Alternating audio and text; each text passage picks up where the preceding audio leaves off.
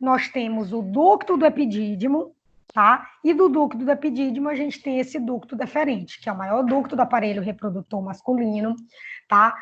Constituído também de epitélio para proteção e de músculo liso para garantir a mobilidade, o movimento peristáltico. Ele é tão longo que ele dá a volta, sobe pelo epidídimo superiormente, contorna ureteres e bexiga até se encontrar com o ducto ejaculatório, tá? Então é só para isso que serve. Condução, armazenamento temporário, formado por tecido epitelial que garante proteção e músculo liso para favorecer movimento de peristáltico, mobilidade, deslocamento do espermatozoide. É o maior ducto, é a maior rede de cordão, sendo capaz de contornar a ureter e a bexiga. E ele vai se ligar com o próximo, que é o ducto ejaculatório. Tudo certo? Na região de conexão do ducto deferente com o ducto ejaculatório, tem uma região chamada, anatômica, chamada de funículo espermático, tá? O que é esse funículo espermático? É uma região de alargamento, né, que vem depois do escroto, e é uma região de suporte. É uma região em que chega toda a estrutura arterial, toda a estrutura nervosa, que drena testículo, epidídimo, que drena ducto, vaso linfático. Tudo isso vem por essa região mais alargada, tá? E essa região, além desses vasos, artérias e veias, contém um músculo cremaster, favorecendo também o movimento de peristaltismo. Então, isso aqui, na verdade, é uma área anatômica entre o ducto, entre o escroto, tá? Que é uma região que contém a parte nutrição, a parte nervosa e a parte linfática, tá? Chamada de funículo espermático. Só precisam saber que é uma área que se acende ao epidídimo, né? Que se acende ao escroto, na verdade, a região de proteção. É uma área mais alargada, é uma área que fornece todo o suprimento arterial, nervoso, linfático e contém também músculo, favorecendo o movimento peristáltico, tá? Então, funículo espermático, a área anatômica, a área de espessamento, a área responsável por nutrição arterial, venosa, linfática e eliminação também de metabólitos que não servem. Isso é o funículo espermático, tá? E aí a gente chega no ducto ejaculatório, tá? O ducto ejaculatório, né?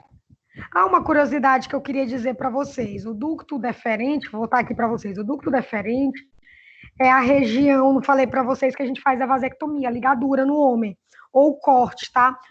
Quando você vai fazer um processo de esterilização que o homem quer fazer, tipo a mulher, similar que a mulher faz a ligação de trompas ou corte, o homem pode fazer a vasectomia. O que é a vasectomia? Nada mais é do que o processo de cortar ou amarrar o ducto deferente, tá? Então, esse ducto pode ser cortado, que seria uma vasectomia dita, entre aspas, permanente, né? E uma vasectomia reversível, que seria de amarrar, né? E aí, o que é que vai acontecer?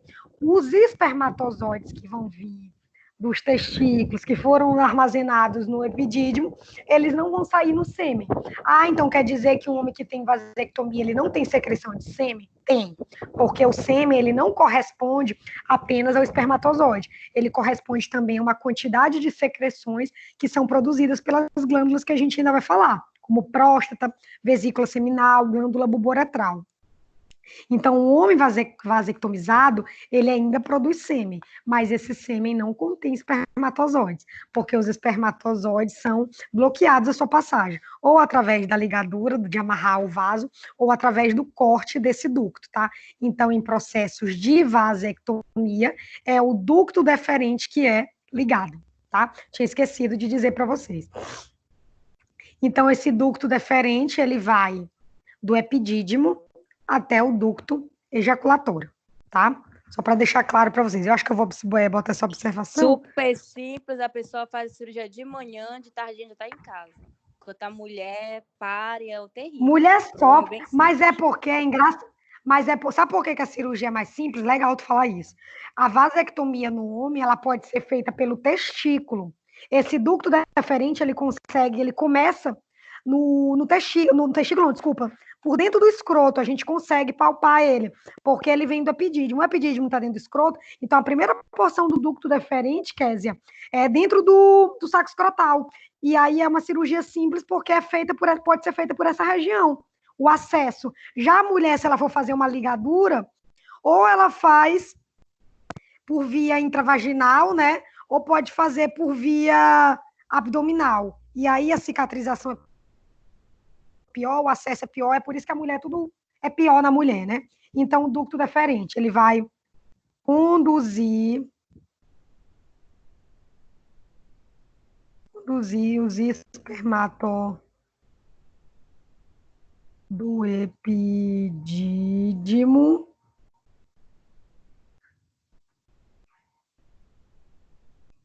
ao ducto ejaculatório. Processo de vasectomia é feito corte ou ligadura deste ducto. Deixa eu ajeitar aqui para vocês poderem enxergar. Duas observações para vocês. De onde, na verdade, a organização dessa aula, quando vocês forem estudar depois, ela está pautada de acordo com o caminho que o espermatozoide faz, tá? Eu comecei dizendo que era escroto, falei do testículo, falei do epidídimo, e aí cheguei no ducto deferente. Então, é o caminho que o espermatozoide faz, é o caminho que a aula está seguindo, tá? Então, se vocês, para depois saberem o caminho, é só ver a aula do começo ao fim, que é geralmente o caminho que o espermatozoide faz até a sua eliminação, tá? Aí falei para vocês desse funículo, que é só uma região. Copiaram, gente? Que é só uma região espessada, que chega a vaso, artéria e nervo. E aí vamos chegar agora no ducto ejaculatório. Posso passar?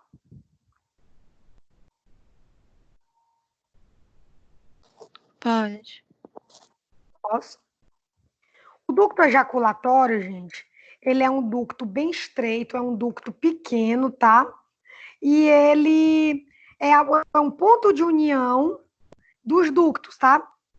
E aí ele vai receber secreção das glândulas seminais e a secreção, tá, dos ductos deferentes. Então ele vai receber as secreções que vão vir da vesícula seminal associado com os espermatozoides que estão chegando do ducto deferente, tá? Então ele é o ponto de união do ducto deferente com a secreção que vai vir da glândula seminal. E ele vai ejetar o espermatozoide na uretra e vai contribuir para a formação do sêmen. Então, isso é o ducto ejaculatório. Nessa figura aqui, o ducto ejaculatório é só essa regiãozinha aqui, ó. A gente vê a bexiga, a gente vê aqui a vesícula seminal, e o ducto deferente, que foi o que a gente falou antes, ele vem por trás dessas estruturas, é por isso que a gente não está vendo. E deságua aqui nesse pequeno canal, que é o ducto ejaculatório. Aí a gente consegue ver a próstata aqui, e aí aqui já é a uretra, quando é a parte, né, já é a uretra propriamente dita. Tá? Onde eu tenho abraçando pela próstata. Então, o ducto ejaculatório é um ducto curto, é um ducto que une o ducto deferente com a glândula seminal. Na verdade, ele une a secreção dos espermatozoides com a secreção das glândulas seminais. E com isso ele ajuda na formação do sêmen. Esse ducto ejaculatório ele vai desaguar na uretra. Deixa eu anotar isso aqui.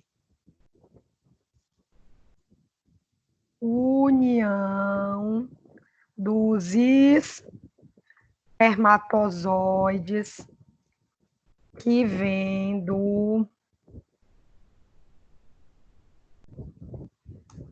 ducto deferente com as secreções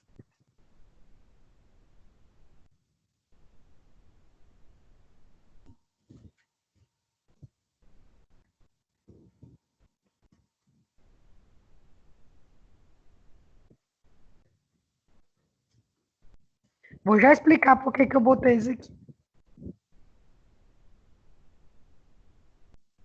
Não vai nem escrever, gente. Então, bora lá. Os ductos ejaculatórios, É o menor ducto que eu tenho no aparelho reprodutor masculino, tá? Ele é, ele na verdade, é uma continuação, na verdade, ele vem depois do ducto deferente, e ele vai iniciar a formação do sêmen, tá? Porque o que, que vai acontecer? Os espermatozoides que vieram lá do testículo estão sendo trazidos através do ducto deferente. Quando chega no ducto ejaculatório, esse espermatozoide vai se misturar com o conteúdo dessa glândula da vesícula ou glândula seminal, que está aqui representada na figura, tá? E aí vai iniciar a formação do sêmen. Uma vez iniciada a formação do sêmen, esse conteúdo vai desaguar na uretra, tá?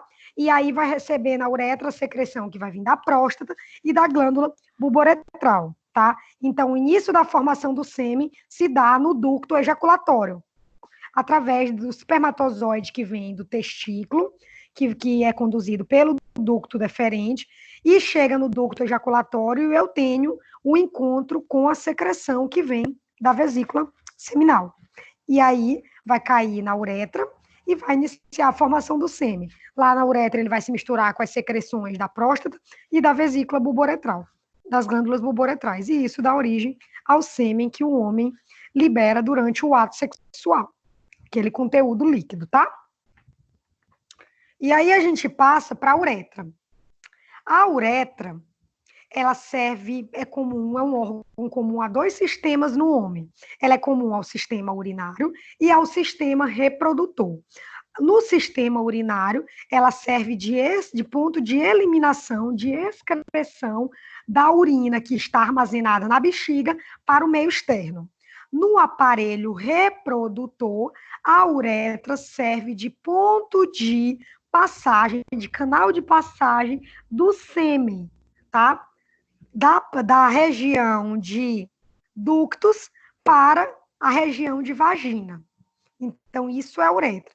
E aí vocês poderiam perguntar, professor, o homem pode liberar o sêmen e urinar ao mesmo tempo? Não, porque existe uma rede de controle chamada esfíncteres, tá? Que são músculos lisos, que são músculos do tipo circular, na verdade, que por contração e por liberação, eles formam como se fossem um anel e permitem a abertura ou fechamento. É como se fosse uma válvula, os esfíncteres. Então, eles abrem e fecham no momento adequado.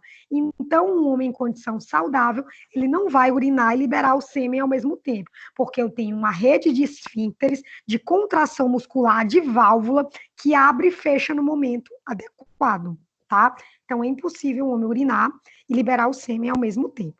Uretra, órgão comum a dois sistemas, urinário e sistema reprodutor masculino.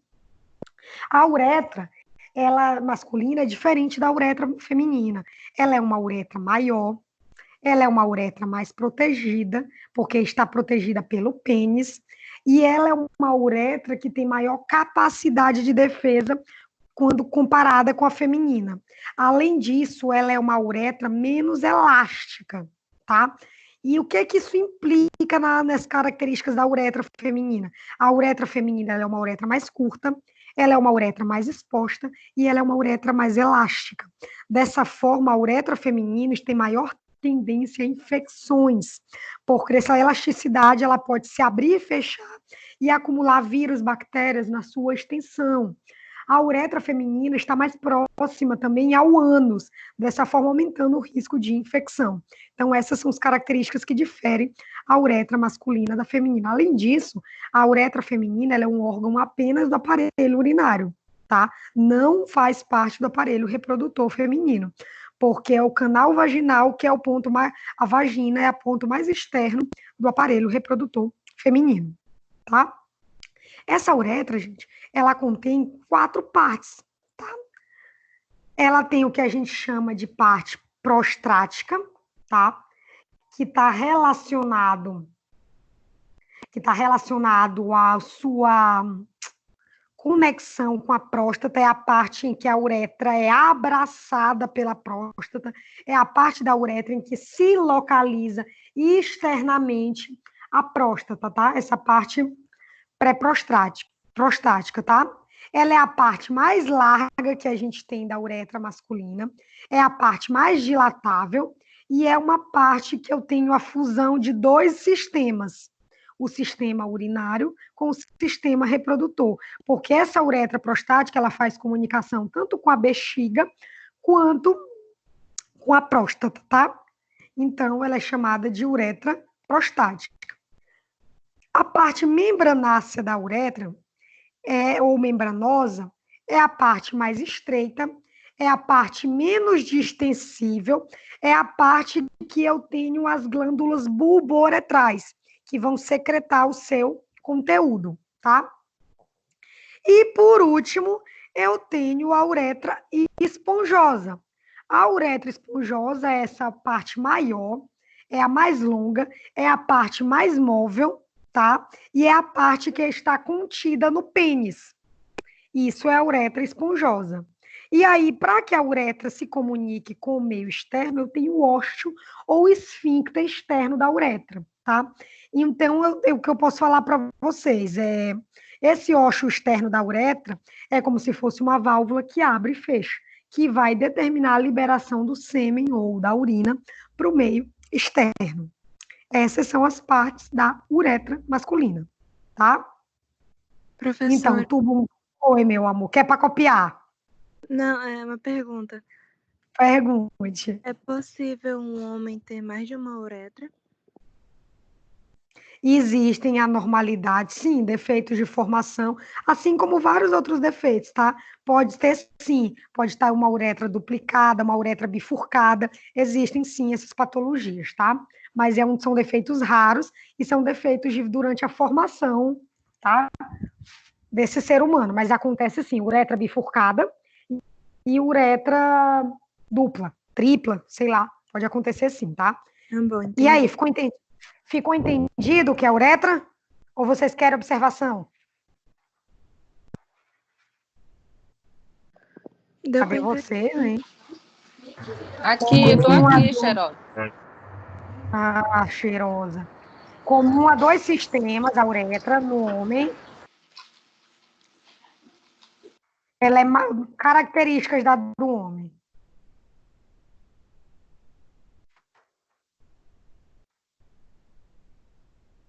Maior, mais protegida.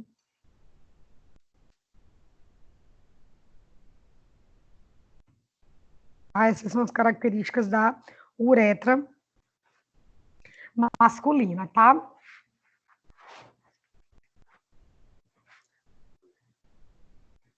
E aí, deixa eu colocar para vocês aqui, parte prostática em comunicação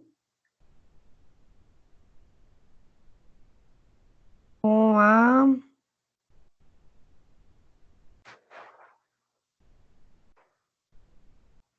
parte membranácea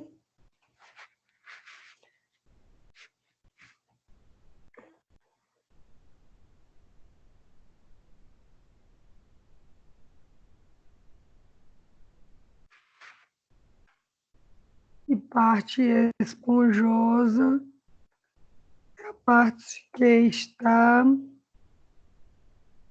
no pênis.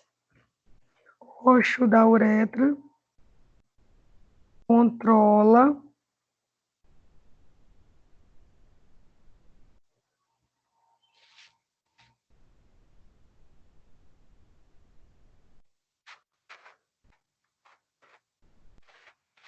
eu não sei, deixa eu ajeitar aqui para vocês poderem figura. Essa figura aqui, na verdade, dá para a gente ver as partes da próstata, né? Vocês veem aqui essa forma aqui, esse balão que tem nessa figura. É a bexiga, tá?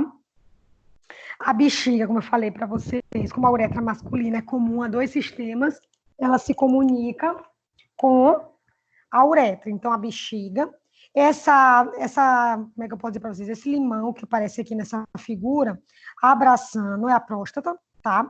A próstata se faz comunicação com a uretra, tá? Abraça essa uretra masculina, é a parte mais larga, como eu falei para vocês, e também faz comunicação com a bexiga. A uretra membranosa é a parte, ou membranácea, é a parte que eu tenho as glândulas bulboretrais, essas glândulas em forma de ervilha, tá? E a parte maior que eu tenho é a parte esponjosa, que está contida dentro do pênis. Comunicando com o meio externo, eu tenho o ósseo ou esfíncter da uretra, que vai controlar a abertura e fechamento dessa uretra e liberação ou do sêmen ou da urina.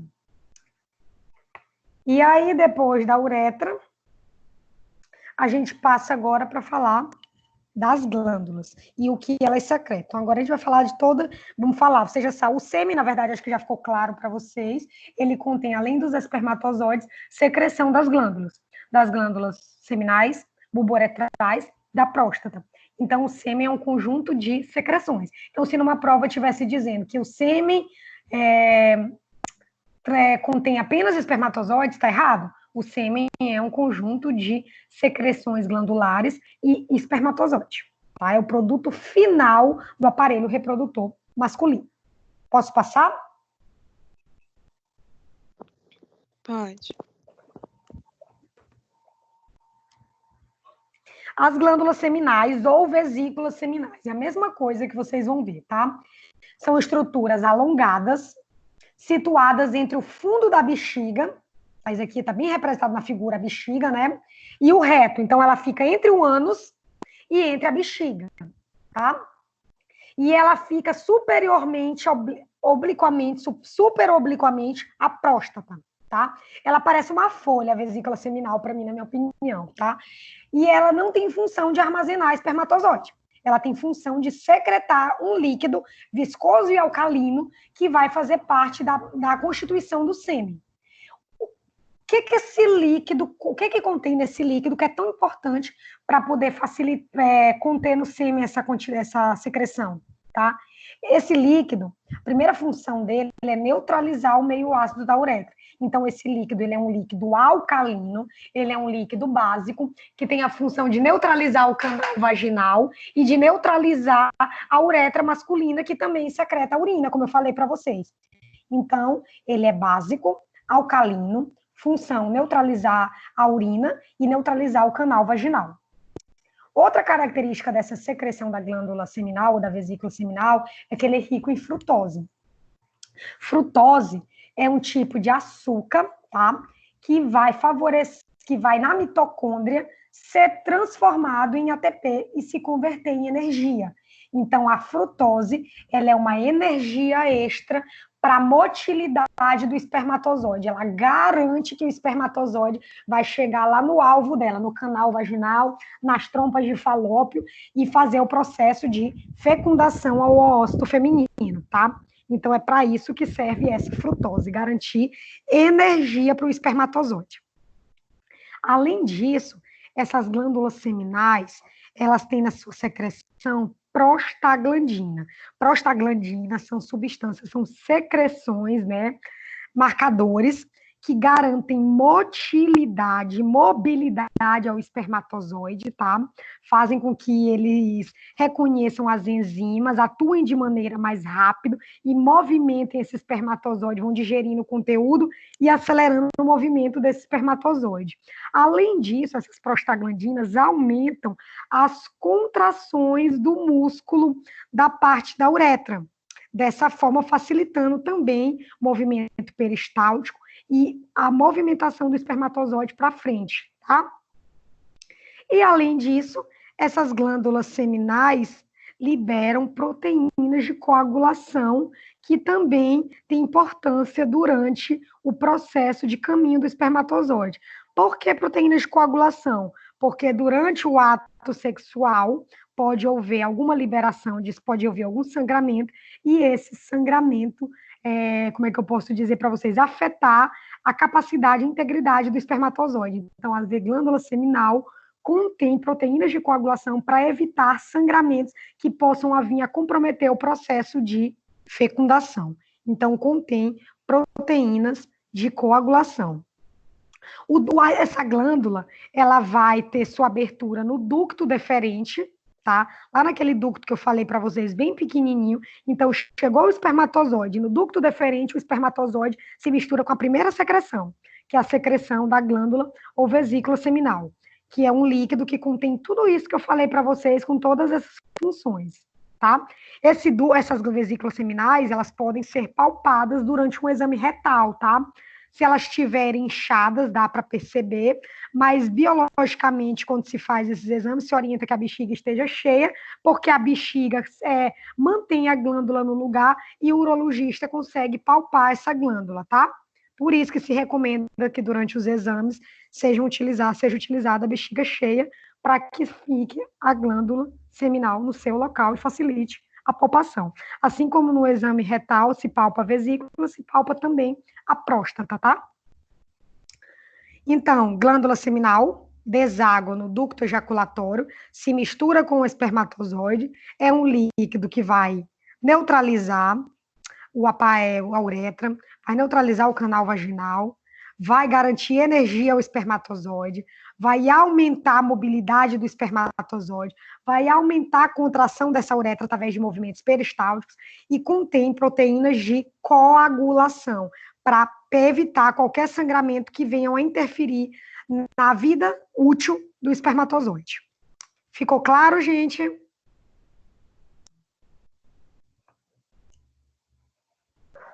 Sim. Sim? Então, depois da glândula seminal, a gente vai falar da outra glândula.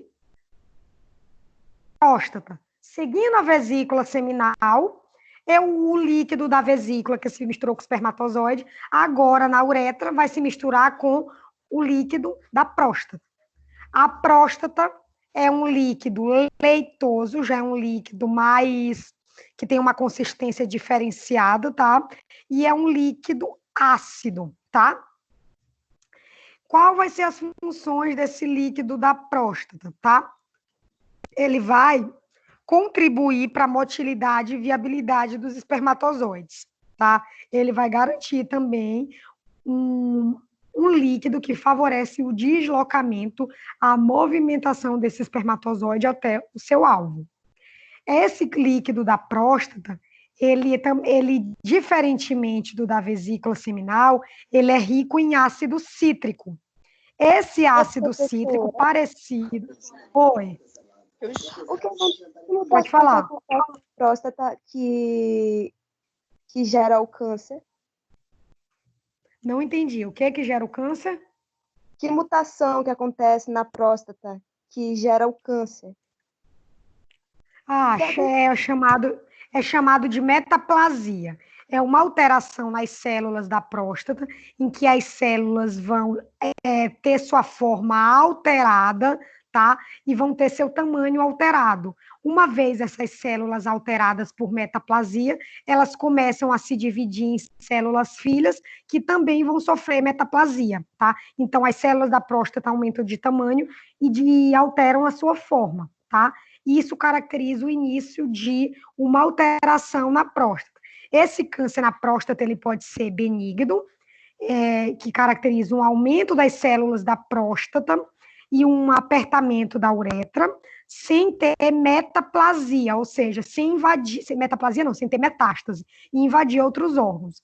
Já um câncer maligno, ele é caracterizado por essa metaplasia, mas ele começa a invadir outros órgãos, tá? É o que a gente chama de metástase, tá? Então, a próstata pode ser acometida por câncer benigno e por câncer maligno. A diferença de um para o outro é que o câncer benigno, o crescimento é lento, e ele não é capaz de invadir outros órgãos. O câncer maligno já é um câncer que sofre metástase, invade outros órgãos, tá?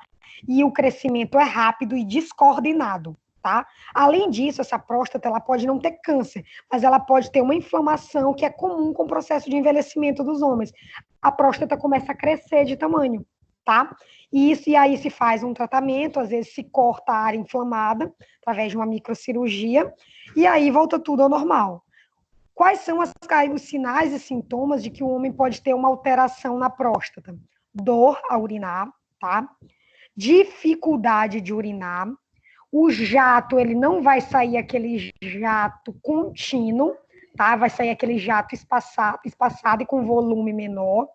Além disso, pode vir sangue, pode alterar a coloração, o homem pode sentir dor. Tudo isso são características de alteração na região da próstata masculina, tá? Ficou entendido o que você perguntou? Ficou, professora. É que eu não estava Sim, conseguindo abrir o ficou? microfone. Ficou. Não, tranquilo, tá bom? É, Então, a professora, próstata. Oi. e exame de sangue para próstata é seguro mesmo? Ó, existem Ou é dois melhor no exames. toque? Existem dois exames de sangue, dois tipos de exames para próstata que são os mais utilizados: o exame sanguíneo e o exame de toque. O que que acontece? No exame de toque, a gente consegue, ele é um exame mais fiel, porque ele consegue detectar pequenas alterações. Para que o exame sanguíneo dê alteração, dê processo de inflamação na próstata, a próstata já precisa estar bem comprometida. Ou seja, para detectar alterações iniciais, o mais confiável é o exame de toque retal. Para detectar alterações mais avançadas, aí sim o exame de sangue funciona, tá? Então, a gente tem esses dois pontos em relação a esses dois exames. Então, o que eu posso dizer para vocês é que o de sangue, ele não substitui o toque retal. Entendido? Entendido. Obrigada. Certo? A próstata, então, ela é uma glândula, ela é a maior glândula do aparelho reprodutor masculino, tá?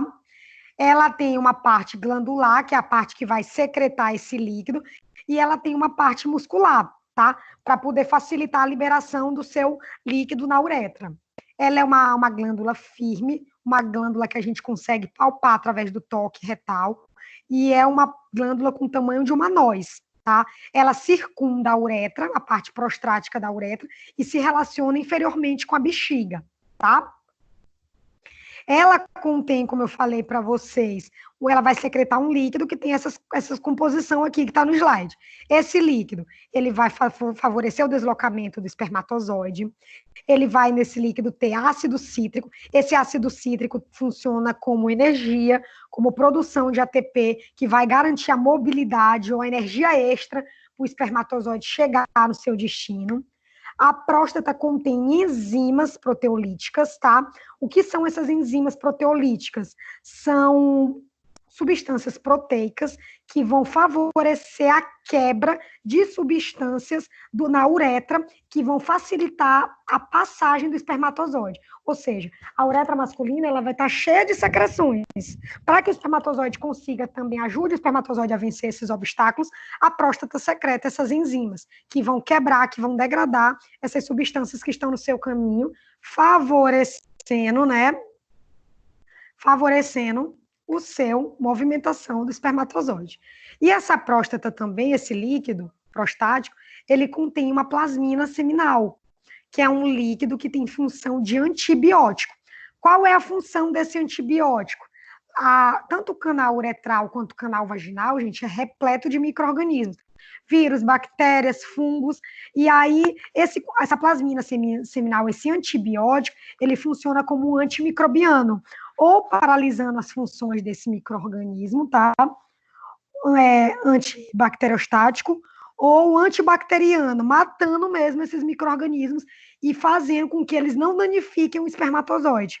Então, isso é um antibiótico, que tem a função ou de paralisar o crescimento, tá? Bacteriostático, ou de matar os micro-organismos, bactericidas, tá? Então, o antibiótico, ele funciona nessas duas vertentes. Então, próstata, maior glândula, tem uma parte glandular e uma muscular, se comunica com a bexiga inferiormente, se comunica com a uretra, tá? Ela tem secreta esse líquido que vai se misturar com o líquido da vesícula, que vai se misturar com os espermatozoides, tá? Esse líquido vai contribuir para a mobilidade do espermatozoide, vai dar energia extra para o espermatozoide através do ácido cítrico, vai ter enzimas que vai facilitar a degradação de substâncias que estão impedindo a passagem, e vai ter uma substância antibiótica, a plasmina, que vai ou matar os micro-organismos no caminho, ou paralisar o seu crescimento e as suas funções, bactericidas ou bacteriostáticos. A próstata pode ser palpada no exame retal, é firme e abraça a uretra. Tudo tranquilo?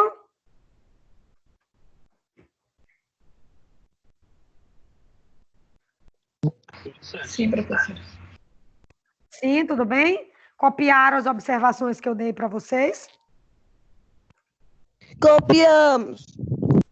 Ixi, tão afiado, gostei. Então, deixa eu passar para o próximo. E aí a gente chega nas glândulas bulboretrais. As glândulas bulboretrais, elas ficam localizadas, né, posterolateral, a parte membranácea da uretra. Ela fica embaixo da próstata, as glândulas bulboretrais, tá? Elas são bem menores do que a próstata, elas têm um tamanho semelhante a uma ervilha, e elas também vão liberar seu conteúdo na uretra. Só que na parte da uretra já, que a gente chama membranácea, tá? As glândulas bulboretrais, elas secretam um líquido alcalino e secretam muco, tá? Esse líquido alcalino facilita a neutralização do conteúdo, tanto do canal vaginal quanto da uretra, e esse muco facilita o ato sexual, porque ele lubrifica o canal vaginal. Além disso, esse muco também serve de via para deslizamento do espermatozoide, facilitando a sua locomoção. Então, ele neutraliza a uretra masculina e o canal vaginal e ele secreta muco, essas glândulas. Esse muco facilita o ato sexual, esse muco facilita o deslizamento, o acoplamento do pênis no canal vaginal, na vagina. Esse muco favorece o deslizamento, a mobilidade do espermatozoide, tá? Então, é para isso que serve a glândula bulboretral. Aqui na figura, não sei se vocês conseguem ver, são esses botões que estão localizados embaixo da próstata. Então, botões pequenos, também em número par, abaixo da próstata, do tamanho de uma ervilha, tá? Isso são as glândulas bulboretrais. Ficou entendido, amores? Ficou. Sim. E por último, a gente vai falar. Sim, eu vou dizer para vocês o que é o sêmen. O sêmen, na verdade, acho que muitas pessoas acham que o sêmen a função dele é conter os espermatozoides. Então, na verdade, o sêmen ele é uma secreção composta pelo um conjunto de líquidos das glândulas acessórias do aparelho reprodutor masculino associado aos espermatozoides, tá? E essas funções vêm de 3 lugares: da vesícula seminal, da próstata e das glândulas bulboretrais. Função dessas secreções: dar energia ao espermatozoide, secretar enzimas, conter plasmina, um antibiótico, né, que vai matar ou paralisar os micro-organismos no caminho, garantir energia para os espermatozoides, promover enzimas que vão degradar o conteúdo e facilitar a movimentação, neutralizar os conteúdos, tá? Então, o sêmen é um conjunto de substâncias. O sêmen, já falei para vocês, ele é o conjunto de secreções das glândulas com os espermatozoides. Ele tem um pH alcalino, um pH básico, para poder neutralizar o caminho que essa secreção vai percorrer, que é a uretra masculina, né? Porque vocês sabem que a uretra passa tanto urina quanto o sêmen, e também outro ambiente ácido que ele vai percorrer é o canal vaginal feminino. O sêmen, ele funciona como meio de transporte para o espermatozoide, então ele facilita o deslizamento do espermatozoide, ele garante nutrientes para o espermatozoide, ele garante energia através do ácido cítrico, da frutose, ele garante que o espermatozoide tenha viabilidade e chegue ao seu alvo. E também ele protege o espermatozoide, então a secreção, ela fica por fora e o espermatozoide fica dentro da secreção seminal. Tá? E aí o que vai sendo? As enzimas do conteúdo vão degradando o caminho e o espermatozoide vai andando. Então, dessa forma, o sêmen também protege o espermatozoide até ele chegar no seu alvo. E aí, se eu perguntasse agora para vocês, a infertilidade feminina está ligado apenas à produção de espermatozoide?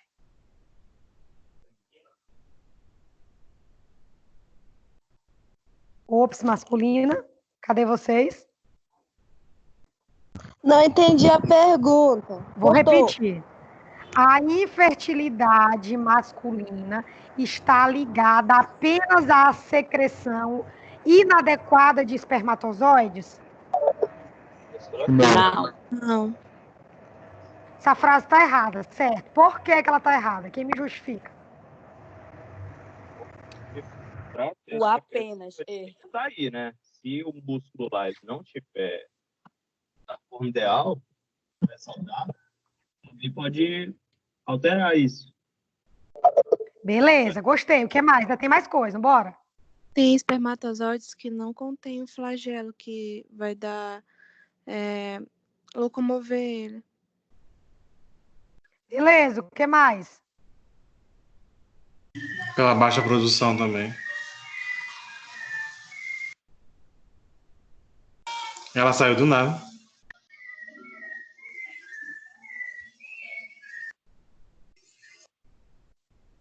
Então, flagelos, beleza. O que mais? Bora. Flagelos que não estão adequados. Tecido muscular que não consegue fazer peristaltismo. O que mais? Pode. Tem alguma coisa a ver com hormônio também? Hormônio, beleza. A secreção inadequada do hormônio, da testosterona. O que mais? E as glândulas não tem nada a ver?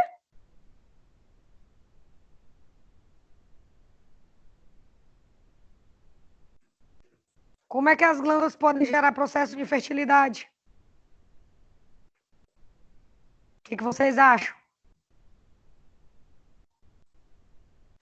Gente, se as glândulas não secretarem o seu conteúdo de forma adequada, eu vou ter prejuízo na locomoção dos espermatozoides, eu vou ter prejuízo na energia dos espermatozoides, eu vou ter prejuízo nas proteínas de coagulação, eu vou ter prejuízo no conteúdo antibacteriano, e eu vou ter prejuízo no pH, e tudo isso vai dificultar a chegada do espermatozoide no alvo.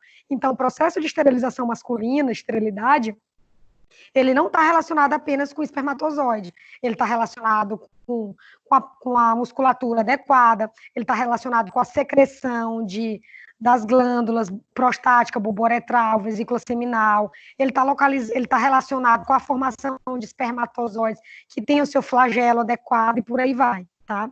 Então, o processo de esterilidade masculina é muito mais complexo do que apenas falar de contagem de espermatozoides. Ficou entendido? Cadê vocês? Sim. Ficou, professor. Estamos já terminando. Eu sei que vocês estão cansados, já está quase terminando, tá? E aí a gente chega na última estrutura, que é o pênis, tá? O pênis é a estrutura externa, tá? Mais externa, né? Do aparelho reprodutor masculino, tá? O pênis, ele é um órgão da cópula, ou seja, ele é um órgão que facilita o ato sexual. Ele é o órgão que vai se acoplar ao canal vaginal e liberar os espermatozoides diretamente nesse canal para ele poder se locomover e encontrar com seu alvo, que é o óvulo ou óvulo feminino, né? O pênis, eles servem de saída tanto da urina quanto do sêmen, através do ósseo do esfíncter externo da uretra, tá? O pênis contém a uretra no seu interior, comum ao sistema urinário e ao sistema reprodutor masculino. O pênis, ele é formado por 3 corpos cilíndricos, tá? 2 corpos cavernosos e um corpo esponjoso.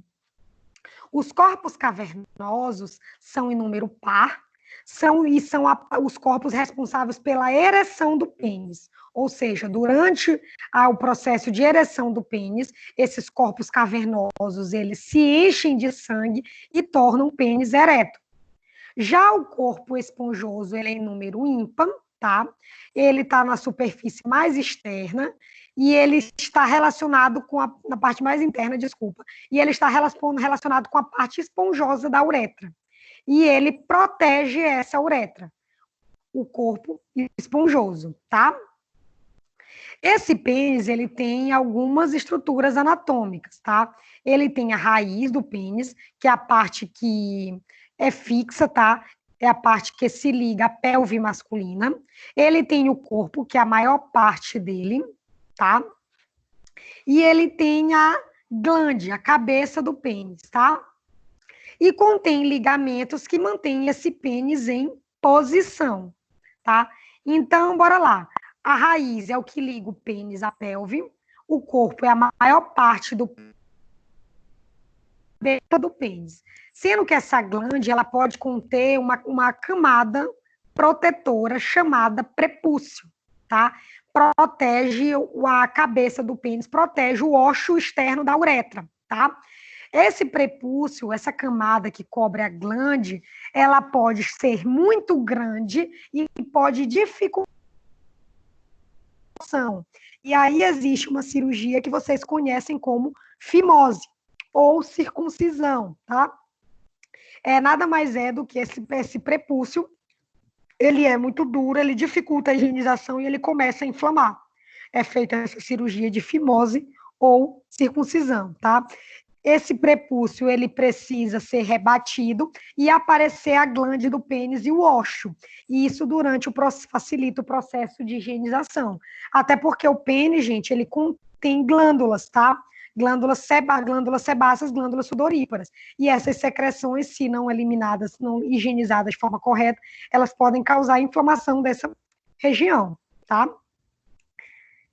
Tudo certo? Tranquilo? Tranquilo. Outra coisa que eu quero dizer para vocês é que o homem ele não tem ereção apenas quando ele tem desejo sexual por alguém, seja desejo visual, seja um desejo mental. Esse pênis ele pode estar ereto durante um sonho e esse pênis pode estar ereto quando o homem está com a bexiga muito cheia. Isso geralmente acontece no período da manhã, tá? Então, bexiga muito cheia também pode favorecer a ereção do pênis, tá? Vou só colocar aqui para vocês a observação dos corpos, que eu acho que é uma observação importante, tá? Corpos cavernosos, que se enchem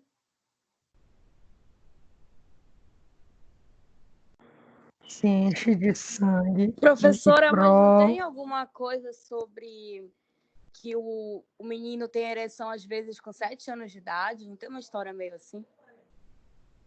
Tem, às vezes tem, sim. Mas é isso que eu tô te dizendo. Às vezes a gente fica Antes de ter achando, a olha, uma puberdade, criança. às vezes tem, né? Pode ter, por disfunções, entendeu? Nervosas, hormonais e por aí vai. Pode acontecer sim. Lembra que isso é tudo um reflexo do corpo, né? E aí, como eu te falei, ele pode ter ereção não só relacionada a desejo sexual, a própria urina, né? Pode fazer, o excesso de urina pode fazer um distúrbio no aparelho urinário ou reprodutor, pode causar, tá? Então, às vezes, a gente acha que é só relacionado a desejo sexual e as mães ficam até preocupadas, né? Então, podem sim acontecer. Corpo esponjoso. Vou botar aqui do corpo esponjoso. Ele está relacionado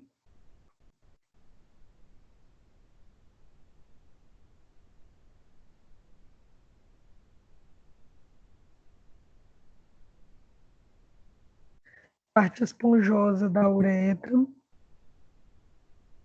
Protege a uretra. Pronto, só anotem mais isso para melhorar aí a observação de vocês. Que eu tenho esses corpos no pênis, que vocês vão ouvir falar para depois não dizer que não ouviram falar.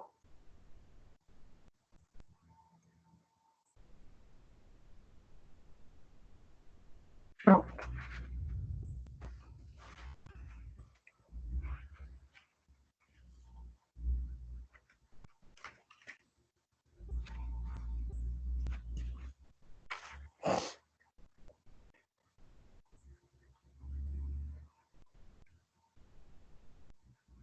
Copiaram? Posso passar? Pode. Tirei print. Então, bora lá. Para finalizar, tá? Bora lá. Qual é a função do aparelho reprodutor genital masculino? Com vocês agora, revisão.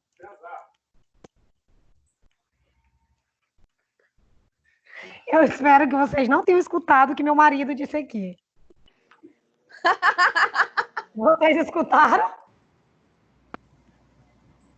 Segundo ele, a função é transar apenas. Eu vou colocar isso na prova também. Tu vai colocar isso na prova? Tu não tá doida? Então, bora. Qual é a função do sistema reprodutor genital masculino? Reprodução de descendentes. Produção de descendentes. Produção, o que mais? Qual é o gameta masculino? Qual é o gameta masculino, o nome? Testosterona, né? Gameta, gente. Próstata. O que o homem produz que anda?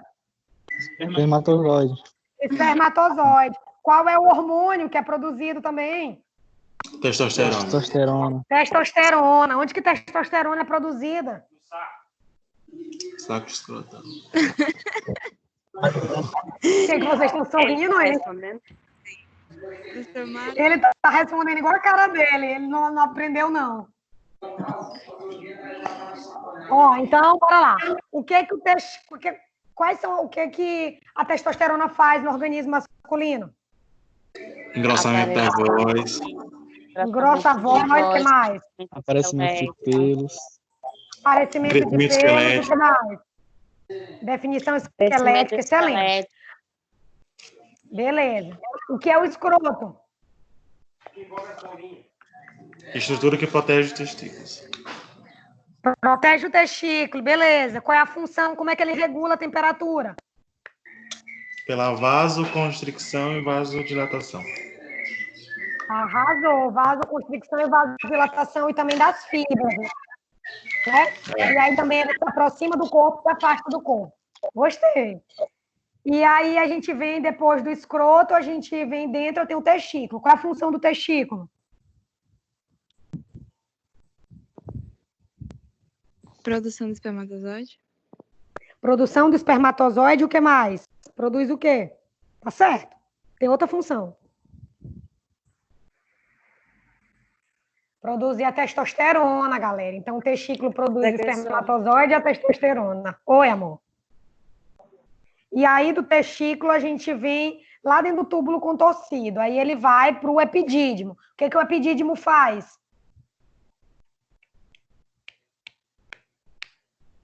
Armazena os espermatozoides. Armazena os espermatozoides e desenvolve o espermatozoide até o momento dele ser liberado. Aí ele cai no ducto ou canal deferente. O que esse canal faz? Sei lá. Transporte. Transporte. Como é que transporta? Através de movimentos o quê? Peristáltico. Beleza, gostei. E aí ele chega lá no ducto ejaculatório, que o espermatozoide vai se encontrar com a secreção da vesícula seminal. E aí se inicia a formação do sêmen. Na uretra vai receber o conteúdo que vem ainda da próstata e das glândulas bulboretrais. E aí, na uretra, depois que é liberado para o meio externo, para o meio do ósseo externo da uretra. Quais são as funções das secreções das glândulas? O que é que tem nessas secreções? Geral, não precisa ser específico, não. Líquido viscoso. Líquido viscoso, o que mais? Contém antibióticos que vão matar os micro-organismos no caminho, contém pH básico que vão facilitar a neutralização da uretra masculina e do canal vaginal, contém frutose, ácido cítrico, que vão dar energia para o espermatozoide, contém substâncias coagulativas, tá? Contém enzimas que vão degradar o conteúdo e facilitar a mobilidade. Então, todo esse conjunto faz parte do aparelho reprodutor masculino. E as características da uretra, para finalizar, da uretra masculina, me digam aí, que vocês aprenderam. Tem duas funções diferentes da feminina. É mais conhecida, é maior, menos Beleza. Esqueci ela falar esse nome. Tem quantas partes? Tem quantas partes? 3. 3 partes, beleza. É a uretra que faz a relação com as glândulas? Sim. Membrana. Sim, beleza. Membranácea, prostática, esponjosa. Gostei. E o pênis? O que ele tem dentro? A uretra. A uretra. Oh, beleza. O pênis, ele tem a uretra. Para que ele serve mais? Passagem para ejaculação. Meio de transporte. Para ejaculação. Meio de transporte, para urina também, para facilitar o ato sexual, tá? Isso é o aparelho reprodutor masculino, os órgãos, as funções e por aí vai, tá? Espero que tenha ficado alguma coisa, tá? Espero que tenham entendido. Dúvidas, estamos sempre à disposição de vocês, tá? Próxima aula a gente vai conversar sobre aparelho reprodutor feminino, do mesmo jeito que a gente fez hoje, tá? A gente vai estar conversando sobre o feminino na próxima aula, tá? Combinado? E aí a gente segue por aqui, tá? A gente se vê na próxima aula, próxima quarta, tudo certo, tá? E vamos seguindo. Dúvidas, perguntas? Não, professora. Obrigado. Não, tudo bem? Obrigada pela atenção, obrigada por ficarem até aqui, tá? Gente, se vê na próxima aula. E mais tarde eu posto o roteiro para vocês e posto a aula gravada, tá bom? Tá bom. Beijo, fiquem com